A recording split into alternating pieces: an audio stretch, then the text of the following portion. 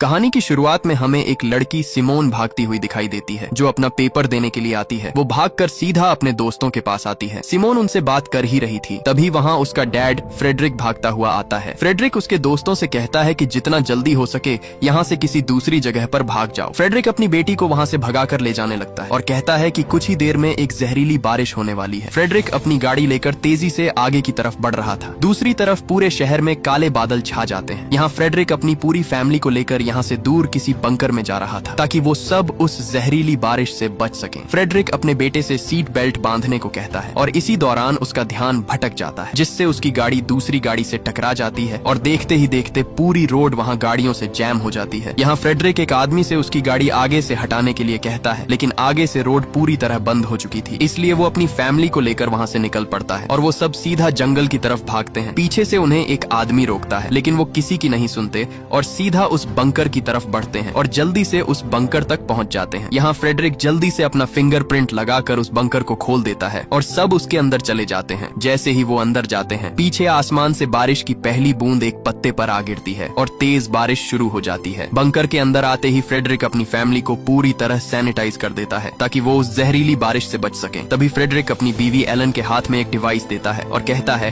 कि इस डिवाइस में बंकर से जुड़ी सब मालूमात है। तभी फ्रेडरिक एक सूट पहनकर बाहर जाने के लिए तैयार हो जाता है। जाने से पहले फ्रेडरिक अपनी बेटी सिमोन से कहता है कि मुझे हर हाल में बाहर जाना होगा क्योंकि मैं ही इस जहरीली बारिश को रोक सकता हूँ और अगर इसको रोका ना गया तो कोई भी जिंदा नहीं बचेगा। लेकिन आगे से सिमोन उसे बाहर जाने से मना करती है, लेकिन फ्रेडरिक उसे कहता है कि मैं वादा करता हूँ हर हाल में वापस आऊंगा। वो उसे अपने भाई का ख्याल रखने के लिए कहता है और वहाँ से चला जाता है। उसके जाते ही सिमोन अपने मोबाइल पर देखती है तो वहाँ उसके दोस्त भी मुसीबत में थे क्योंकि उसके दोस्तों के माँ बाप भी उस जहरीली बारिश की वजह से मारे जा चुके थे। ये देखकर वो बहुत घबरा जाती है। इधर एलन बच्चों के लिए चॉकलेट बना रही थी, लेकिन उसके चेहरे और कांपते हुए हाथों से साफ पता चल रहा था कि उसके अंदर भी खौफ बढ़ता जा रहा था। इसी दौरान उस बंकर का दरवाजा जोर जोर से कोई पीटने लगता है। यहाँ एलन उन्हें मना करती है और बताती है कि अगर तुम्हारे डैड होते तो वो खुद अपना फिंगरप्रिंट लगाकर अंदर आ जाते, इसलिए वो उन्हें उस आवाज को नजरअंदाज करने के लिए कहती है। लेकिन आगे से सिमोन अपनी माँ से कहती है कि हमें देखना चाहिए, क्या पता वो हमारे डैड ही हों। इसलिए वो तुरंत आकर उस बंकर का दरवाजा खोल देती है और उसके सामने वही आदमी खड़ा हुआ था जो पहले उन्हें जंगल के अंदर जाने से रोक रहा था। वो आदमी उस बारिश में पूरी तरह भीगकर इन्फेक्टेड हो चुका था और इसी दौरान वो सिमोन के भाई को पकड़कर बाहर खींचता है, लेकिन तभी एलन वहाँ भागकर उस आदमी पर कूद जाती है और इसी दौरान उस जहरीली बारिश की वजह से वो वहाँ तड़पने लगती है। वो दोनों को जल्दी अंदर जाने के लिए कहती है, इसलिए सिमोन तुरंत उस बंकर का दरवाजा बंद कर देती है। अपनी माँ को मरते देखकर वो वहाँ फूट फूट कर रोने लगते हैं क्योंकि अब उनकी माँ उनके बीच नहीं रही। तभी सिमोन अपने डैड को कॉल करती है, लेकिन उसका डैड उसकी कॉल नहीं उठा रहा था, मतलब वो भी किसी खतरे में है। इसके बाद वो अपने भाई को रात के लिए सुला देती है। अगले दिन सिमोन का भाई वही डिवाइस देखता है जो उसके डैड ने उसकी माँ को दी थी। जब सिमोन उसे देखती है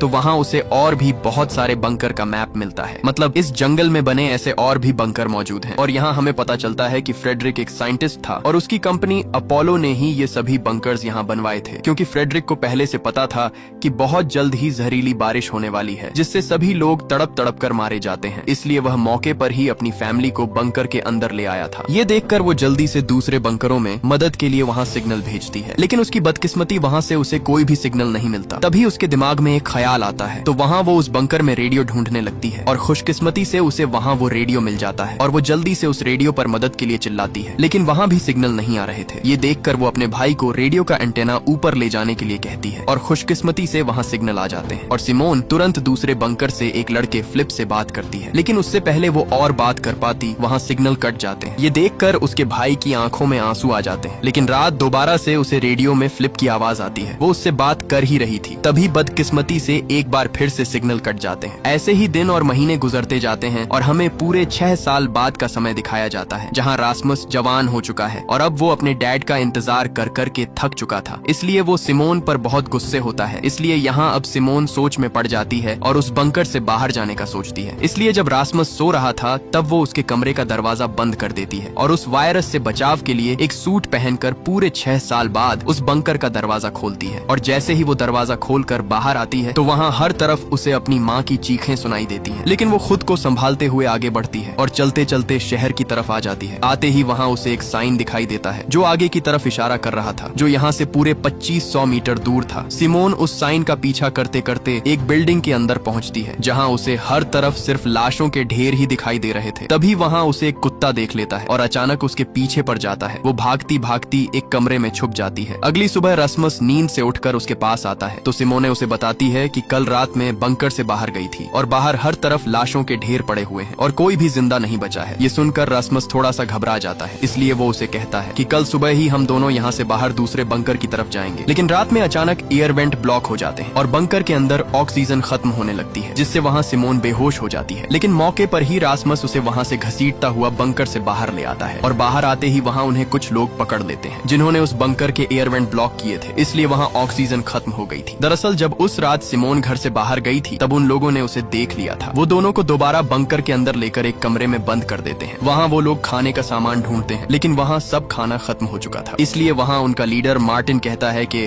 उन दोनों को यहीं अकेला सड़ने के लिए छोड़ दो और फिर सब वहाँ से जाने लगते हैं। लेकिन तभी सिमोन वहाँ उसे आवाज लगाती है और उसे बताती है कि मुझे ऐसे और भी बंकरों के बारे में पता है, लेकिन उनकी लोकेशन सिर्फ और सिर्फ मुझे ही पता है और उन बंकरों में ढेर सारा खाना पड़ा हुआ है। ये सुनकर मार्टिन सोच में पड़ जाता है और उन दोनों को अपने ग्रुप में शामिल कर लेता है। इसके बाद वो सब वहाँ से आगे बढ़ते हैं और थक हार कर वो एक जगह पर आराम करते हैं। यहाँ मार्टिन सिमोन को बताता है कि शायद हम ही इस दुनिया में अकेले बचे हैं, क्योंकि बाहर पूरी दुनिया उस जहरीली बारिश की वजह से तबाह हो चुकी है और जो लोग बचे हैं वो एक दूसरे को मार रहे हैं क्योंकि सब खाना खत्म होता जा रहा है। इसलिए मैं वहाँ खाना ढूंढने के लिए आया था और मुझे मजबूरन तुम्हें बंदी बनाना पड़ा। इसके बाद सीन कट होता है और हमें मार्टिन दिखाया जाता है क्योंकि वह सोल्जर था। वहाँ उसे एक औरत को मारने का कहा गया था जो उस बारिश से इन्फेक्टेड हो चुकी थी, लेकिन मार्टिन उस औरत के हाथ में बच्चा देखकर उस पर शूट नहीं कर पाता और उस इन्फेक्टेड औरत की वजह से उसके सारे साथी उस वायरस की चपेट में आ गए और उस औरत के साथ साथ सब मारे जाते हैं। लेकिन वह मौके पर अपनी जान बचाकर वहाँ से भाग निकला था। इसके बाद सीन प्रेजेंट में आता है जहाँ वे सब दूसरे बंकर्स की तरफ बढ़ रहे थे, लेकिन तभी वहाँ मार्टिन को कुछ शिकारी दिखाई देते हैं जिसे देखकर वह तुरंत नीचे छुप जाते हैं। वो शिकारी अपना ड्रोन वहाँ उड़ाते हैं और अचानक उन्हें एक लड़की भागती हुई दिखाई देती है। वो उसे पकड़ने के लिए उसके पीछे भागते हैं। इसी का फायदा उठाकर मार्टिन सबको वहाँ से जाने के लिए कहता है, लेकिन सिमोन उसे मना कर देती है और कहती है कि हमें उस लड़की की जान बचानी चाहिए। इसलिए न चाहते हुए भी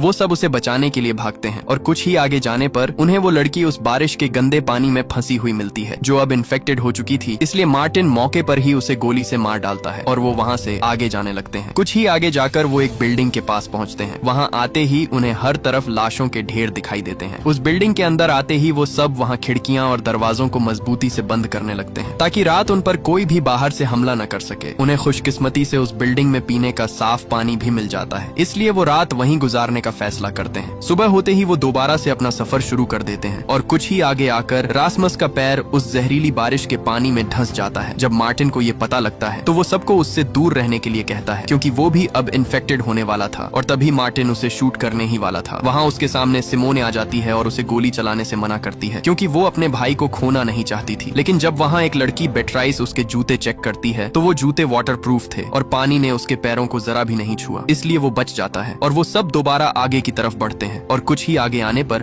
उन्हें वो दूसरा बंकर मिल जाता है। यहाँ सिमोन जल्दी से अपना फिंगरप्रिंट लगाकर उस दरवाजे को खोल देती है। जैसे ही वे अंदर जाते हैं तो वहाँ उन्हें खाने का ढेर सारा सामान मिल जाता है जिससे वे सब कई दिनों के बाद अपना पेट भरते हैं। इधर सिमोन को एक मोबाइल मिलता है जहाँ उसे फ्रेडरिक के बॉस की एक वीडियो मिलती है। उसमें उसका बॉस उसे इमरजेंसी में स्वीडन आने के लिए कह रहा था। वो ये भी बताता है कि तुम ही सिर्फ एक ऐसे इंसान हो जो इस जहरीली बारिश को रोक सकते हो। इसीलिए सिमोन वो वीडियो मार्टिन को दिखाती है और कहती है कि हो ना हो मेरे डैड जरूर स्वीडन में ही होंगे। वो मार्टिन से कहती है कि हमें आज ही स्वीडन चलना चाहिए, लेकिन मार्टिन उसे साफ साफ मना कर देता है और बताता है कि मुझे नहीं लगता कि वहाँ कोई जिंदा होगा क्योंकि हमारे अलावा यहाँ कोई भी नहीं बच पाया। इसलिए वो वहाँ से चला जाता है। लेकिन सिमोन को अभी भी अपने डैड की फिक्र थी, इसलिए वो दोनों बहन भाई उसी दिन वहाँ से आगे की तरफ निकल पड़ते हैं। इधर बिएट्रिस और उसकी दोस्त आकर सिमोन और रास्मस के बारे में पूछती हैं। आगे से मार्टिन उनसे कहता है कि वो दोनों स्वीडन अपने डैड को ढूंढने के लिए निकल गए। ये सुनकर वो दोनों भी मार्टिन को अकेला छोड़कर वहाँ से चले जाते हैं और उन्हें ढूंढने के लिए आगे बढ़ते हैं। कुछ ही आगे आकर वो सिमोन और उसके भाई रास्मस दोनों को ढूंढ लेते हैं। इधर मार्टिन और पैट्रिक ही सिर्फ उस बंकर में अकेले रह जाते हैं, इसलिए मार्टिन बहुत गुस्से में होता है। यहाँ सब दोस्त एक बार फिर से आगे बढ़ते हैं और एक बिल्डिंग में अपना पेट भर के खाना खाते हैं। वो खाना खाकर बैठे ही थे तभी वहाँ वो शिकारी आ जाते हैं, जिसे देखकर वो सब वहाँ से उल्टे पैर भाग निकलते हैं। लेकिन इधर भागते समय सिमोन बाकी दोस्तों से बिछड़ गई थी। वो उन्हें ढूंढते ढूंढते एक जगह आ पहुँचती है जहाँ उसे एक बच्चा खड़ा दिखाई देता है। लेकिन तभी उसे आसमान पर घने काले बादल बढ़ते हुए दिखाई देते हैं, इसीलिए वो उस बच्चे को लेकर वहाँ से भाग जाती है। वो बच्चा वहाँ भूख खत्म करने के लिए गोलियां लेने लगता है, लेकिन तभी सिमोन उसे कुछ खाना दे देती है और इसी दौरान उस बच्चे का बाप वहाँ आ जाता है और वो सिमोन को शिकारी समझकर अपना बच्चा लेकर वहाँ से चला जाता है। और जैसे ही वो बाहर आता है वहाँ उसे वो शिकारी घेर लेते हैं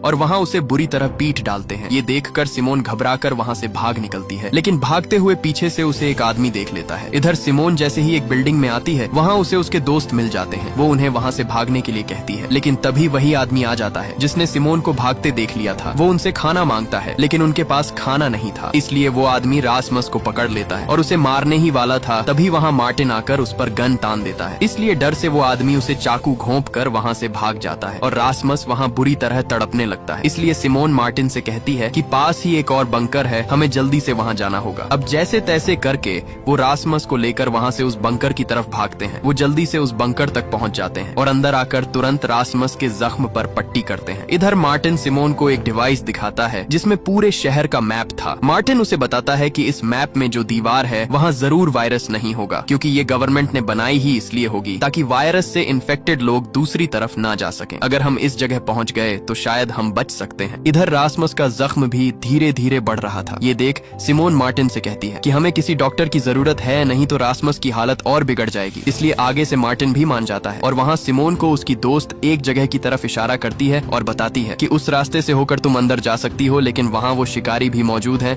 वो तुम्हें कभी भी पकड़ सकते हैं। लेकिन सिमोन के पास अपने भाई को बचाने के लिए कोई और रास्ता नहीं था, इसलिए वो वहाँ से आगे की तरफ बढ़ती है। लेकिन तभी ऊपर से एक ड्रोन उसे चेस करने लगता है, जिससे बचकर वो जल्दी से एक बिल्डिंग के अंदर आ जाती है और इसी दौरान वहाँ वो शिकारी पहुंच जाते हैं और वो उसे गन पॉइंट पर ले लेते हैं। लेकिन तभी वहाँ सिमोन के दोस्त आकर उन्हें ढेर कर देते हैं। यहाँ मार्टिन उनसे उस दीवार के बारे में पूछता है, लेकिन वो आगे से साफ साफ इनकार कर देता है। इसी दौरान वहाँ जीन नाम का एक लड़का उस शिकारी के बाजू पर लगा एक सांप का टैटू देखता है, जिसे देखकर उसके अंदर एक अजीब सा डर बैठ जाता है और वो तुरंत मार्टिन से कहता है कि इन सब को मार डालो। इसलिए मार्टिन अपनी गन रिलोड करके उन्हें वहीं पर मार डालता है और वो सब रासमस को वहाँ से लेकर उसी डॉक्टर की तरफ बढ़ते हैं। वो आगे बढ़ ही रहे थे, तभी वहाँ जीन के दिमाग में उसी टैटू के बारे में ख्याल आता है। इसी के साथ सीन फ्लैशबैक में जाता है, जहाँ जीन एक घर पर रह रहा था। वहाँ 3 लोग थे, जिनमें एक छोटी लड़की और उसकी माँ और पिता थे। क्योंकि जीन की माँ और पिता उस वायरस से मारे गए थे, इसलिए उसे एक घर में पनाह मिल गई थी। एक दिन जब जीन उस घर में काम कर रहा था, तभी वहाँ शिकारियों की एक गाड़ी आती है। तब वो उस लड़की का बाप जाकर बाहर देखता है, तो वो शिकारी उससे कोई बात पूछते हैं, लेकिन वो आगे से मना कर देता है और बात न बताने पर वो उसे वहीं पर गोली मार डालते हैं। इधर जीन भी उन्हें एक सुराख से देख रहा था। तभी वहाँ उसे वही आदमी दिखाई देता है जिसके हाथ में सांप वाला टैटू छपा हुआ था। ये देखकर जीन उस लड़की का मुंह जोर से दबाकर बंद कर देता है ताकि उसकी आवाज वो शिकारी न सुन ले। इसी दौरान वो शिकारी उस लड़की की माँ को भी पकड़कर वहाँ से ले जाते हैं। जब वो चले जाते हैं तब जीन उस लड़की के मुंह से हाथ हटा देता है, लेकिन जब वो देखता है तो वहाँ वो लड़की अपना दम तोड़ चुकी थी। ये देखकर जीन अंदर से पूरी तरह टूट जाता है। इसके बाद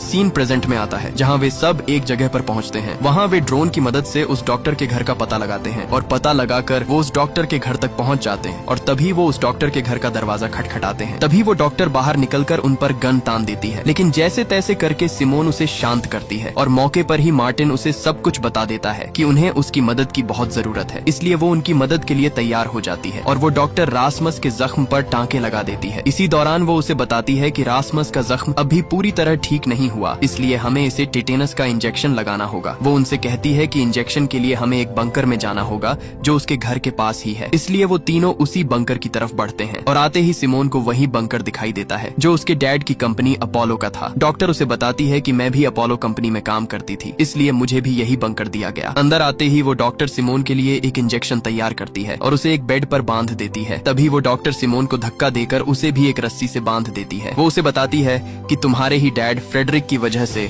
मेरी पूरी फैमिली जान से मर गई, यहाँ तक कि मेरे बच्चे भी उस बारिश की वजह से मारे गए। डॉक्टर उससे कहती है कि अगर तुम्हारे डैड वो एक्सपेरिमेंट न करते तो वो जहरीली बारिश न होती और आज मेरे बच्चे और मेरी फैमिली जिंदा होती। इधर बाकी दोस्त वहाँ उस डॉक्टर के घर से खाना ढूंढ रहे होते। तभी मार्टिन बाहर देखता है तो वही शिकारी आ चुके थे। यहाँ जब जीन देखता है तो बाहर वही शिकारी खड़ा था जिसके बाजू पर सांप का टैटू छपा हुआ था। इसे देखकर वह एकदम से चौंक जाता है, इसलिए वह एक गन उठाता है और बाहर आकर उस शिकारी को वहीं पर पर ढेर कर देता है, लेकिन तभी वहाँ उसे वो शिकारी आकर पकड़ लेते हैं। ये देख बाकी बच्चे दोस्त वहाँ से भाग निकलते हैं। इधर वो डॉक्टर रासमस को वो जहरीला इंजेक्शन लगाने ही वाली थी, तभी वहाँ पैट्रिक आकर उसे गोली मार देता है और मौके पर ही सब वहाँ से भाग निकलते हैं और दोबारा से अपना आगे का सफर शुरू करते हैं। और कुछ ही आगे आने पर उन्हें दूर एक घर दिखाई देता है जिसके अंदर लाइट जल रही थी, मतलब वहाँ कोई रह रहा है, इसलिए वो उसके पास आ जाते हैं। लेकिन तभी वहाँ एक आदमी उनके सामने आ जाता है। वो उन्हें अपने घर के अंदर रात गुजारने की इजाजत दे देता है, लेकिन उन्हें अपने हथियार बाहर ही रखने होंगे, इसलिए न चाहते हुए भी वो उस घर के अंदर चले जाते हैं। अंदर आते ही उनके सामने एक जैसे कपड़े पहने बहुत सारे लोग थे, जिसे देखकर उन्हें वहाँ कुछ अजीब सा लगता है। वो उन्हें रात गुजारने के लिए एक कमरा देते हैं जिसमें वो अपनी नींद पूरी करते हैं। और सुबह होते ही वहाँ एक औरत कैरेन उन्हें सुबह का नाश्ता करने के लिए कहती है और कई दिनों के बाद आज वो अपना पेट भरकर खाना खाते हैं। लेकिन हैरानी की बात ये कि इन लोगों के पास इतना खाना आया कहाँ से है। इसके बाद वहाँ उस घर के अंदर सिमोन रासमुस को एक डॉक्टर के पास ले आती है, क्योंकि उसका जख्म धीरे धीरे बढ़ता जा रहा था। वो डॉक्टर वहाँ एक इंजेक्शन निकालता है जो बिल्कुल वैसा ही था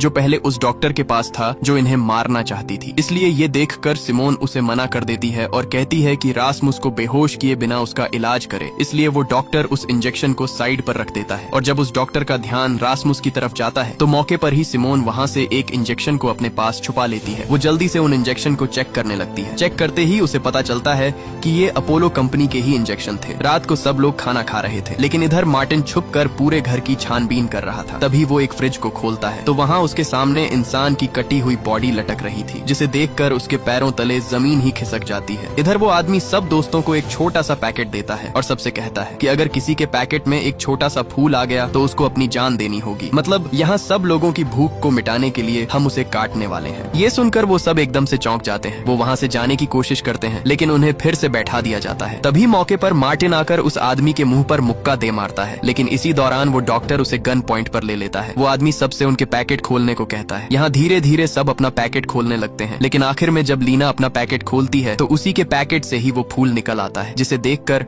उसका होश ही उड़ जाता है। वो लोग वहाँ से उसे ले जाने लगते हैं, लेकिन तभी वही औरत कैरेन उसके हाथ से वो फूल ले लेती है और कहती है कि मैं इसे अपनी बेटी जैसा समझती हूँ, इसीलिए मैं नहीं चाहती कि ये हमारी खुराक बने। वो बताती है कि ली की जगह मैं खुद अपनी जान देने के लिए तैयार हूँ। ये सुनकर ली वहाँ रोने लगती है और वो औरत उसे आखिरी बार हाथ मिलाकर वहाँ से चली जाती है। इसके बाद वो सब वहाँ से जाने के लिए तैयार हो जाते हैं। तभी उस डॉक्टर से सिमोन अपने डैड फ्रेडरिक के बारे में पूछती है। आगे से डॉक्टर उसे बताता है कि हाँ, मैं ही फ्रेडरिक का असिस्टेंट था और इस वायरस के फैलने में मेरा और फ्रेडरिक दोनों का हाथ है। ये सुनकर सिमोन दुखी होकर वहाँ से चली जाती है, लेकिन तभी वहाँ वो आदमी उस डॉक्टर को भी अपने घर से जाने के लिए कह देता है। इधर सब लोग जंगल से आगे बढ़ ही रहे थे, तभी वहाँ वही डॉक्टर आ जाता है और एक इंजेक्शन दिखाकर कहता है कि इसी इंजेक्शन की वजह से वो जहरीली बारिश फैली और सब कुछ खत्म हो गया। तभी वो इंजेक्शन अपने गले में घोंप देता है, जिससे वो तड़पने लगता है, लेकिन तभी मार्टिन उसे गोली दे मारता है और उसका काम वहीं पर तमाम हो जाता है। रात वो एक खाली घर के अंदर गुजारते हैं और सुबह होते ही मार्टिन सिमोन को वही मैप दिखाता है जिसमें वो दीवार थी। वो उससे कहता है कि हमें किसी भी तरह करके वहाँ तक पहुँचना होगा,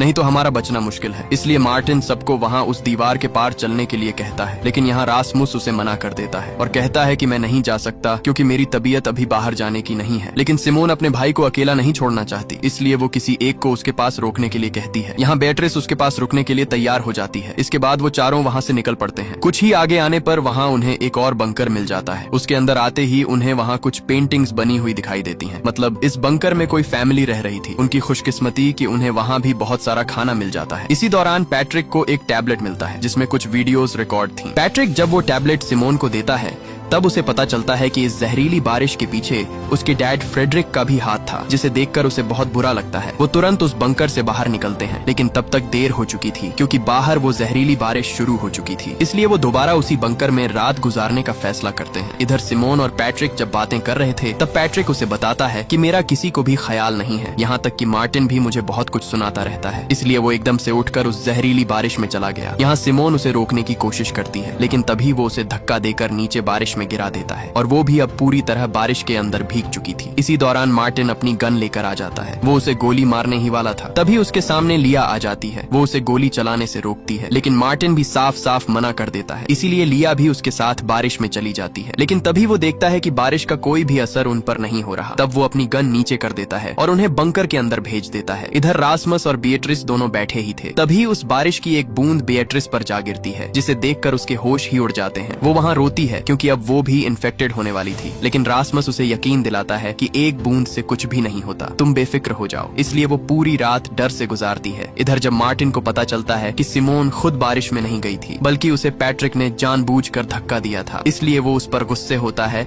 और उसे बंकर से बाहर निकलने के लिए कहता है। इधर सुबह जब रासमस उठकर बेट्राइस को देखता है तो वहाँ उसके पैरों तले जमीन ही खिसक जाती है, क्योंकि बेट्राइस वहाँ मर चुकी थी। यहाँ मार्टिन भी पैट्रिक को जवाब दे देता है और कहता है कि अपना सब सामान पैक करो और यहाँ से चले जाओ, क्योंकि अब हमें तुम्हारी कोई जरूरत नहीं। इसलिए उसी दिन पैट्रिक रोता हुआ वहाँ से चला जाता है। पैट्रिक वहाँ से सीधे उसी घर के पास आता है जहाँ रासमस रुका हुआ था। जब वह आता है तो देखता है कि रासमस बेट्रिस की लाश लेकर बाहर आ रहा था, जिसे देखकर वह उल्टे पैर वहाँ से भाग निकलता है। वह भागता भागता एक जगह आ गिरता है। जैसे ही वो खड़ा होता है तो एकदम से उसके सर पर कोई आकर कपड़ा डाल देता है और वहाँ उसे एक गाड़ी में बैठा दिया जाता है। तब वो उसी आदमी को देखता है जो उन शिकारियों का लीडर था, जो उन्हें पकड़ने के लिए उनके पीछे हाथ धोकर पड़े हुए थे। वो आदमी उसके बाकी दोस्तों के बारे में पूछता है कि वो कहाँ हैं, लेकिन आगे से पैट्रिक साफ साफ मना कर देता है। इसलिए वो उसे धमकी देता है और बताता है कि अगर तुमने हमें न बताया तो मैं तुम्हारे सारे दांत एक एक करके बाहर निकाल दूंगा। लेकिन फिर भी आगे से पैट्रिक मना कर देता है। ये सुनकर वो आदमी उसका एक दांत बाहर निकाल देता है। इसलिए वो उसे अपने दोस्तों के बारे में सब कुछ बता देता है। इधर लिया और बाकी दोस्त वहाँ से सब खाने का सामान पैक कर रहे होते हैं। तभी सिमोन मार्टिन से पैट्रिक के बारे में पूछती है कि वह कहाँ है। तब मार्टिन बताता है कि उसे मैंने बंकर से बाहर निकाल दिया था और वह यहाँ से जा चुका है। तभी बाहर दरवाजा खटखटाने की आवाज आती है। मार्टिन जैसे ही बाहर आता है तो वहाँ उसके सामने रासमस बीट्रिस को उठाए हुए खड़ा था, लेकिन मार्टिन उसे अंदर आने से मना करता है, क्योंकि उसे पता था कि बीट्रिस के साथ साथ रासमस भी इन्फेक्टेड हो चुका है। लेकिन रासमस उसकी एक बात नहीं सुनता और वो बीट्रिस को लेकर सीधे बंकर के अंदर आता है। रासमस बीट्रिस को मरा हुआ देखकर बहुत दुख में था। तभी सिमोन एक सूट पहनकर उसके पास आती है और उसे कहती है कि बीट्रिस अब मर चुकी है, इसलिए अब तुम्हें इसे छोड़कर हमारे साथ चलना होगा। लेकिन रासमस उसे साफ साफ मना कर देता है और इसी दौरान रासमस एक रेडियो लेकर वहाँ से चला जाता है। वो वहाँ से आगे आता ही है कि तभी उसके रेडियो में किसी की आवाज आती है। जब वो बात करता है तो वही शिकारी आगे से उसे बताता है कि तुम कितने लोग हो, अगर तुमने हमें न बताया तो मैं तुम्हारे दोस्त पैट्रिक को मार डालूंगा। इसलिए अब न चाहकर भी वो उन्हें अपनी लोकेशन बता देता है। इसी दौरान पैट्रिक उस शिकारी को बताता है कि रासमस पहले एक इन्फेक्टेड लड़की के पास था, लेकिन वह खुद अभी तक इन्फेक्टेड नहीं हुआ। ये सुनकर आगे से वो शिकारी खुश हो जाते हैं कि वही एक ऐसा इंसान है जो हमारे काम आ सकता है। इधर मार्टिन और लिया दोनों बीट्रिस की बॉडी को जंगल में दफना देते हैं, लेकिन तभी वहाँ सिमोन आ जाती है और वो वहीं एक मैप दिखाकर कहती है कि हमें अब रासमस और पैट्रिक दोनों को ढूंढना होगा, क्योंकि उन शिकारियों ने उन्हें पकड़ रखा है। वो जल्दी से ड्रोन उड़ाती है और वहाँ एक शिकारी का ध्यान भटकाने के लिए एक आवाज लगाती है। वो शिकारी उस आवाज का पीछा करते हुए एक जगह पहुँचता है और आते ही सब दोस्त उसे वहाँ पकड़ लेते हैं। यहाँ मार्टिन रेडियो से उसके लीडर से बात करता है और कहता है कि मैंने तुम्हारे एक साथी को पकड़ लिया है, अगर तुम उसे जिंदा देखना चाहते हो तो बदले में हमारे साथी तुम्हें वापस करने होंगे। अगले दिन सिमोन उस शिकारी को रासमस से बात कराने के लिए कहती है। वह आगे से उसे कहता है कि मैं अब अकेला ही मरना चाहता हूँ। ये सुनकर सिमोन उस लीडर को अकेले जंगल में मिलने के लिए कहती है और उसी दिन वह उसे मिलने के लिए जंगल में आती है। वो शिकारी उसे बताता है कि तुम्हारा भाई रासमस की बॉडी पर उस जहरीली बारिश का कोई असर नहीं हो रहा है, इसलिए अब मैं उसे एक इंजेक्शन लगाने वाला हूँ, जिससे हमें पता चल जाएगा कि कैसे उस जहरीली बारिश को रोका जा सकता है। इसी दौरान मार्टिन उसके साथी को वहाँ ले आता है और बदले में सिमोन रासमस को मांगती है, इसलिए वो शिकारी रासमस को उनके पास वापस भेज देते हैं और गुस्से में रासमस इंजेक्शन लिया से छीनकर अपने आप को लगा लेता है, जिससे वह जमीन पर जा गिरता है। ये देखकर सबके वहाँ होश ही उड़ जाते हैं, क्योंकि अब उन्हें लग रहा था कि रासमस उनके बीच नहीं रहा। लेकिन तभी उसे होश आ जाता है और सही सलामत वह चलने लगता है। ये देखकर सिमोन को यकीन नहीं आता, क्योंकि सच में रासमस की बॉडी पर उस वायरस का कोई भी असर नहीं हुआ। इसके बाद मार्टिन सीधे पैट्रिक के पास आता है और उसे अपनी सभी गलतियों की माफी मांगकर उसे अपने गले लगा लेता है। यहाँ अब सब दोस्त अपोलो कंपनी की तरफ जाने के लिए तैयार हो जाते हैं। तभी वही आदमी रासमस के माथे पर प्यार देकर कहता है कि तुम ही हम सबको बचाने के लिए हमारी आखिरी उम्मीद हो। इसके बाद वो सब वहाँ से निकल जाते हैं। कुछ ही देर में वो सब अपोलो कंपनी तक पहुँच जाते हैं। पहुँचते ही वो शिकारी सिमोन और रासमस को ही आगे जाने के लिए कहता है। बाकी सब लोग अंदर नहीं जा सकते, उन्हें एक बंकर में ही रुकना होगा। वो दोनों कुछ ही आगे बढ़ते हैं तो वहाँ उनके सामने फ्रेडरिक आ जाता है, यानी सिमोन का डैड। ये देखकर वह एकदम से चौंक जाती है। वह अपने डैड पर बहुत गुस्सा होती है, क्योंकि उसके डैड ने वापस आने का वादा किया था, लेकिन कई साल बीत गए और वो नहीं आए। तभी अचानक रासमस नीचे गिरकर बेहोश हो जाता है। वो जल्दी से उसे मेडिकल वार्ड में ले जाते हैं और फ्रेडरिक सिमोन को बाहर इंतजार करने के लिए कहता है। इधर जैसे ही सब दोस्त उस बंकर के अंदर आते हैं, वहाँ लिया को जीन की जैकेट मिलती है। वो उसे ढूंढते हुए कुछ ही आगे बढ़ती है तो जीन उसके सामने खड़ा था, जिसे देखकर उसकी खुशी का कोई ठिकाना नहीं रहता। मतलब जीन अभी भी जिंदा था, क्योंकि वो शिकारी असल में अपोलो कंपनी के ही थे। दूसरी तरफ फ्रेडरिक सिमोन को रासमस को दिखाने के लिए उसकी वार्ड के बाहर ले आता है। सिमोन अंदर जाना चाहती थी, लेकिन फ्रेडरिक उसे रोक लेता है और कहता है कि घबराने की कोई बात नहीं है, मैं ये सब तुम्हारे लिए ही कर रहा हूँ ताकि तुम सब इस वायरस से बच सको। इधर वार्ड में एक डॉक्टर रासमस की थूक का सैंपल लेना चाहती थी, लेकिन रासमस उसे मना कर देता है। तब वो डॉक्टर उसके साथ जबरदस्ती करती है, जिससे रासमस उसके हाथ पर काट लेता है। दूसरी तरफ फ्रेडरिक जल्दी से सिमोन के पास आता है और घबराहट में उसे बताता है कि अपने भाई को लेकर यहाँ से जितना जल्दी हो सके दूर चले जाओ, क्योंकि अब इस वायरस का कोई इलाज नजर नहीं आ रहा है और ये बहुत तेजी से फैलने वाला है, जिससे सब लोग मारे जाएंगे। जैसे ही वो रासमस के वार्ड में आता है तो वहाँ वो डॉक्टर रासमस के काटने पर तड़प कर मर चुकी थी। ये देखकर फ्रेडरिक जल्दी से रासमस की थूक लेकर माइक्रोस्कोप पर जब देखता है तो वहाँ उसके पैरों तले जमीन ही खिसक जाती है और वो तुरंत सब बंकर पर इमरजेंसी लगा देता है और सब बंकर वहाँ पूरी तरह बंद हो जाते हैं। फ्रेडरिक जल्दी से अपोलो कंपनी के मैनेजर से बात करता है। वो आगे से उसे बताता है कि किसी भी तरह करके रासमस का ऑपरेशन करो ताकि हम वैक्सीन बना सकें। लेकिन फ्रेडरिक को पता था कि अगर उसने रासमस का ऑपरेशन किया तो रासमस अपनी जान से हाथ धो बैठेगा और वह यह बिल्कुल नहीं चाहता था। इसलिए फ्रेडरिक सिमोन से कहता है कि जितना जल्दी हो सके अपने भाई को यहाँ से कहीं दूर ले जाओ, क्योंकि उसकी जान खतरे में है। ये सुनकर सिमोन जल्दी से आकर मार्टिन से बात करती है और उसे बंकर के दरवाजे खोलने का रास्ता बताती है और जैसे तैसे करके वो उस बंकर का दरवाजा खोल लेते हैं और रासमस को साथ लिए बिना वहाँ से बाहर भाग निकलते हैं। लेकिन तभी आगे से फ्रेडरिक आ जाता है और उनसे कहता है कि तुम्हें रासमस को भी साथ लेकर ही जाना होगा। तभी फ्रेडरिक अपनी गन उन पर तान देता है और धमकी देता है कि अगर तुम रासमस को साथ लेकर नहीं गए तो मैं तुम सबको गोली मार डालूंगा। लेकिन अचानक मार्टिन आगे बढ़ता है और मौके पर ही फ्रेडरिक उसे गोली मार देता है, जिससे मार्टिन बुरी तरह जख्मी हो जाता है। लेकिन तभी सिमोन उसे धक्का देकर नीचे गिरा देती है और जैसे तैसे करके वो सब अपनी जान बचाकर वहाँ से भाग निकलते हैं। और इस मूवी का पार्ट 1 यहीं पर खत्म हो जाता है। अगर आपको इसका पार्ट 2 चाहिए तो कमेंट में पार्ट 2 लिखें।